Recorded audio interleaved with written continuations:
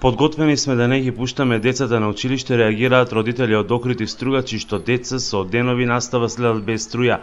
Децата дома ни се враќаат премрзнати бидејќи учат во ладни и темни училници, велат родителите. Наставата поради долгот кон невана и неможноста истиот да биде исплатен поради блокирана жиросметка се одвива во нехумани услови во основното училиште Григор Прличев во Охрид, а слична е ситуацијата и во 5 основни училишта на територијата на Струга. Нова разговараше со родителите кои бараат најден да се реши оваа ситуација. Дечињето овие денови учат во тешки услови, а дома се враќаат нерасположени, велат родители. Катастрофално, едно од најголемите училишта во районот е веќе трет ден без струја. Како се враќаат децата после школа? Како реагираат, што велат? Видите сега, знаеме дека овие изгубени часови ќе му ги надокнаде во сабота, што е уште дополнителна тешкотија за децата, сите дечина чекат викенд да дојдат. Не се организирани родителите во 1,5, дали некој може да излезе од работа, имат родители кои работат во институции кај што не се дозволи да излезат. И по какви услови сега се ученици, се темни бидејќи и времето е облачно, нема светло? Значи, нормално, светло немат грејење, дечината се нерасположени и не можеш, народски кажемо, да ги излажиш. До понеделник ако не се реши проблемот, што понатаму? Ќе се преземат некои мерки? Локалната самоуправа треба да си обрне внимание, а не кривицата да ја барат во други. Значи, тие се одговорни за јавните предпријатија, за училиштата, за градинките.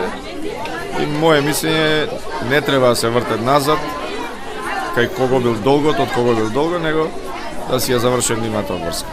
Часовите се одржуваат со скратено работно време, некаде и само по 10 до 15 минути, а наставата наставниците и учениците ја следат облечени во јакни.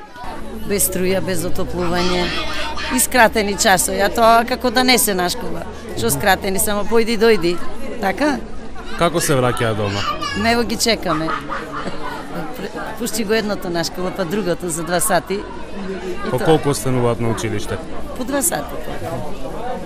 2 часа. Што од понеделник понатаму? Не знаеме. И ние сме во неизвестност. Не знаеме тоа. Има големи реакции од родителите? Имат, ама не сме можност да го поправиме тоа. Дозволива ли е во 21 век да се учи во вакви услови? Не, јас тоа сега си го правам самата. Викам, ние како генерација што сме учеле овдека, и сега нашите внуци, некој второ, трето колено да испашчат и да плаќаат, за да немет топлина, така? И да немет полн час. Шо е ова? Појди на школа, колку да се распеат и врати се. Тоа може да се очекува во зимски услови, без грејање. Дали е дозволиво во темни училници да се учи, бидејќи има и дечиња кои што одат втора смена? За жал, ево и тоа се случува. Што барате од наставничкиот кадар, од раководството на школата, на општината? Да се обезбедат условите за нормално одвивање на наставата. Има информација дека од понеделник повеќе нема да ги пушта деца доколку нема решение. За тоа не сум информиран. Не знам. Пошто ми е внуче, па не можам да кажам ништо. Што кажува внучето кога се враќа дома? Не дискутирам со тоа. Заради тоа што јас го чекам и после мајка ми и татко ми се. Од локалната власт во Охрид велат дека се бараат начини за надминување на проблемот со адвокатите на собствениците на земјиштето, каде се наоѓа училиштето Григор Прличев, се разговарало за правните модалитети за излегување од овој ќорсокак, рече градоначалникот Никола Бакрачевски. Колку точно должат училиштето во Охрид, Бакрачевски немаше информации, но рече дека не постои опасност слична судбина да го снајде некое друго училиште во Охрид.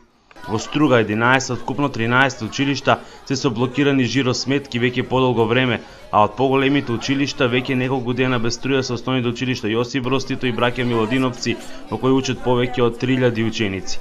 Долгот за струја кој училиштата во Струга го имаат е 5 милиони евра. Од СДСМ Струга велат дека со ова целиот образовен систем бил доведен во прашање. Причината за оваа состојба се големите долгови на училиштата кои се наталожени последниве 5 до 6 години.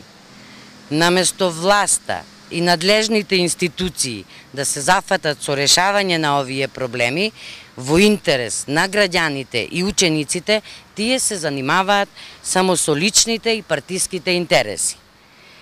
СДСМ бара власта подитно да го реши проблемот и да ја плати струјата во основните училишта во Струга и Струшко.